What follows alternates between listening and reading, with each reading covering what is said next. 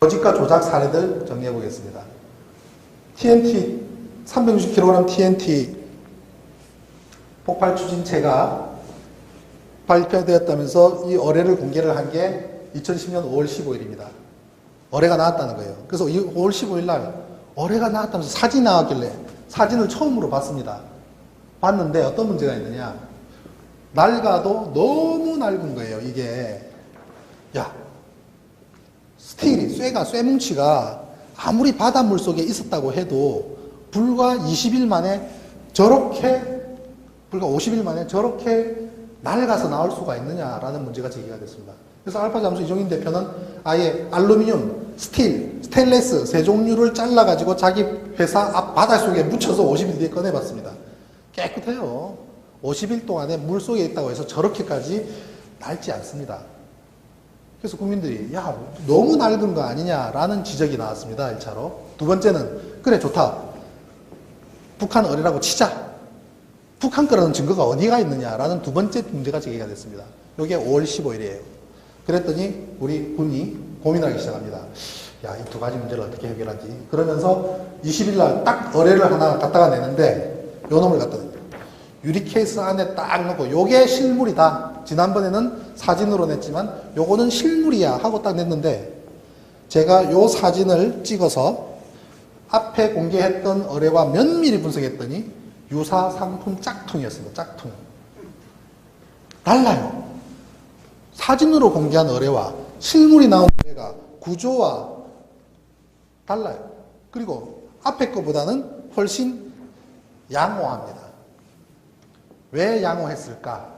이게 북한지라는 걸 어떻게 특정해라는 질문에 답하기 위해서 안에다가 1번을 써야 됐기 때문에 좀 양호한 게 필요했습니다. 그래가지고 불세출에 저 1번이 등장하게 됩니다. 저게 논란이 많았죠. 어떻게 3000도가 터졌는데 저 잉크가 녹지 않았느냐라는 문제가 터졌지만 그거는 본질이 아닙니다. 더 큰 본질이 뭔지 압니까? 손석희 교수가 질문을 합니다. 어떻게 1번이 있지요? 라고 질문했더니 그거는 안 탔다는 거예요. 그러면 안 탔다고 칩시다.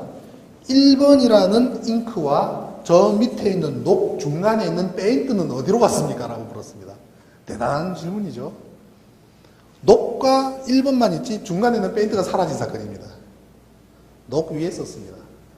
그래서 제가 녹 위에 쓴 1번이다 라고 썼더니 중앙일보에서는 저를 이제 종북 좌팔로 몰아가면서 이제 기사를 냈더라고요.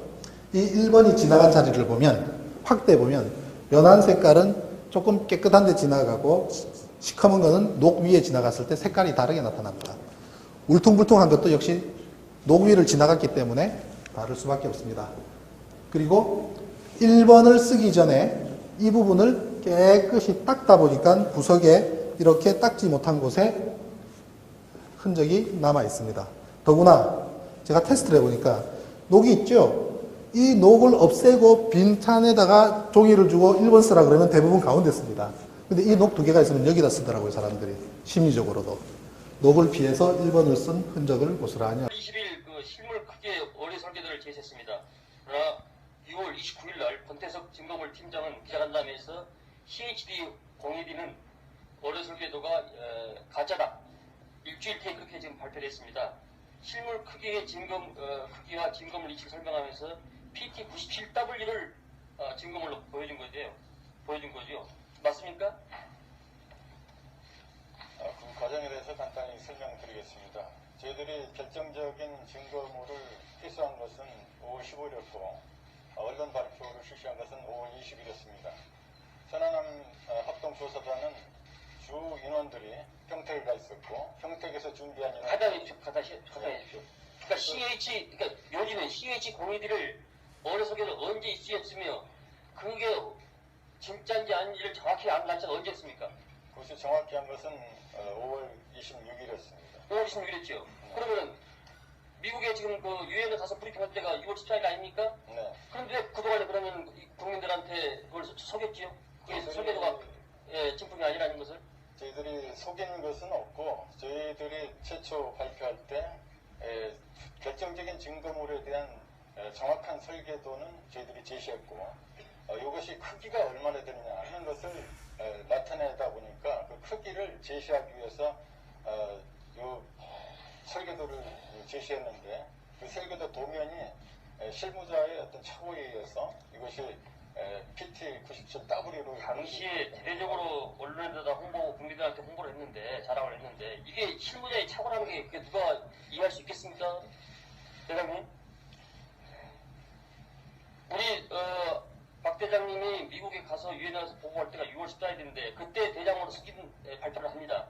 만약에 이게 사실로 밝혀졌다면 청와대에서도 대노를 했던 상황인데, 왜 가짜를 진품으로 국민들을 속였냐라고 얘기했는데, 이게 만약에 그 전에 발표됐다, 지금 공식적으로 군에서는 6월 29일 날 진품이라고 지금 발표하지 않았습니까? 그래서 그렇죠. 5월 26일 날 그 사실을 알고 그 다음부터는 CHT-O2D의 설계도로 제시가 됐습니다.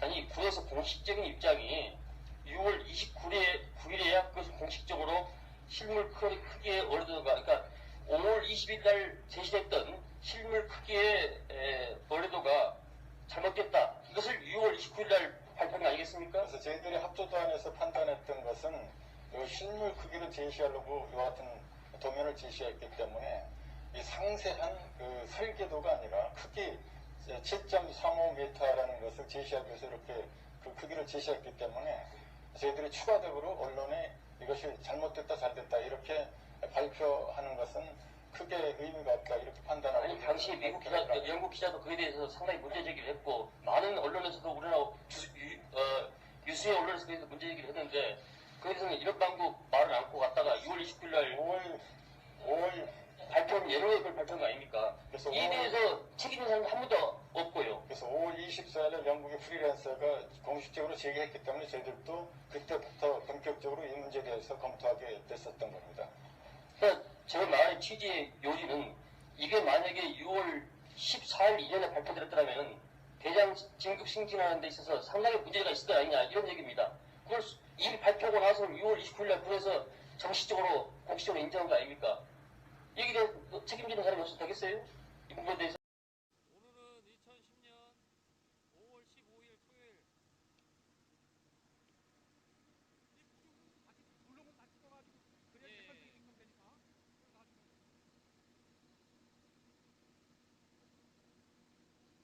현재 시간은 10시 03분이 되겠습니다.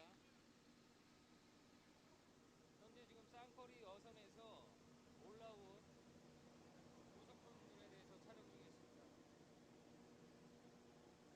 발전기로 추정되는 왜 다른 거는 없어?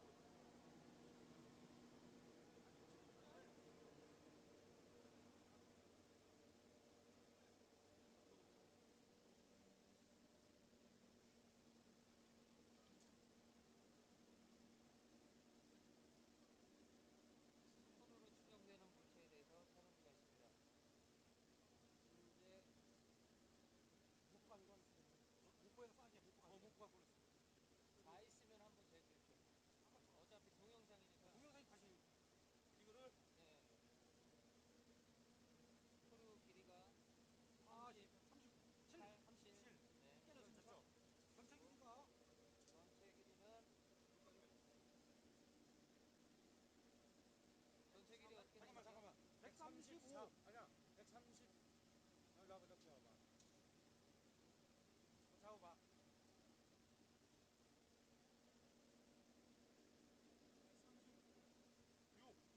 136까지인가? 136.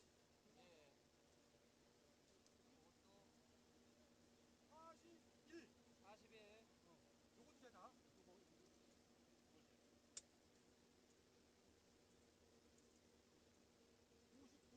59. 예. 요거 한번 재보자.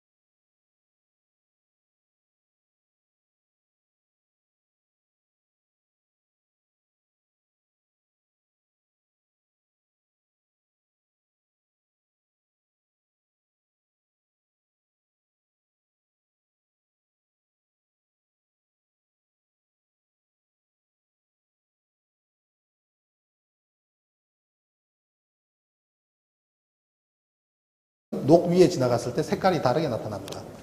울퉁불퉁한 것도 역시 녹 위를 지나갔기 때문에 다를 수밖에 없습니다.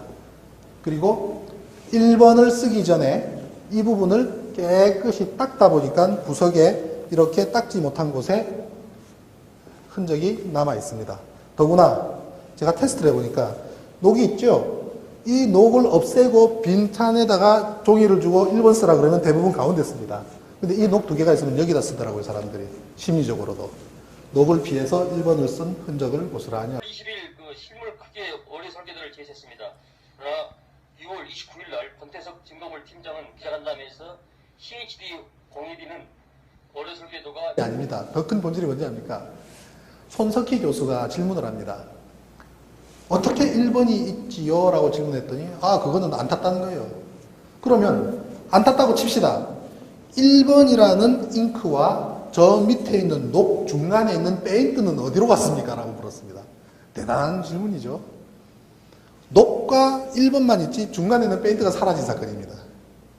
녹 위에 썼습니다. 그래서 제가 녹 위에 쓴 1번이다 라고 썼더니 중앙일보에서는 저를 이제 종북 좌빨로 몰아가면서 이제 기사를 냈더라고요. 이 1번이 지나간 자리를 보면 확대 보면 연한 색깔은 조금 깨끗한 데 지나가고 시커먼 거는 거짓과 조작 사례들 정리해 보겠습니다. TNT 360kg TNT 폭발 추진체가 발표되었다면서 이 어뢰를 공개를 한 게 2010년 5월 15일입니다. 어뢰가 나왔다는 거예요. 그래서 5월 15일 날 어뢰가 나왔다면서 사진이 나왔길래 사진을 처음으로 봤습니다. 봤는데 어떤 문제가 있느냐. 낡아도 너무 낡은 거예요. 이게 스틸이 쇠뭉치가 아무리 바닷물 속에 있었다고 해도 불과 20일 만에 불과 50일 만에 저렇게 낡아서 나올 수가 있느냐라는 문제가 제기가 됐습니다. 그래서 알파잠수 이종인 대표는 아예 알루미늄, 제가 요 사진을 찍어서 앞에 공개했던 어뢰와 면밀히 분석했더니 유사 상품 짝퉁이었습니다. 짝퉁. 달라요. 사진으로 공개한 어뢰와 실물이 나온 어뢰가 구조와 달라요. 그리고 앞에 거보다는 훨씬 양호합니다.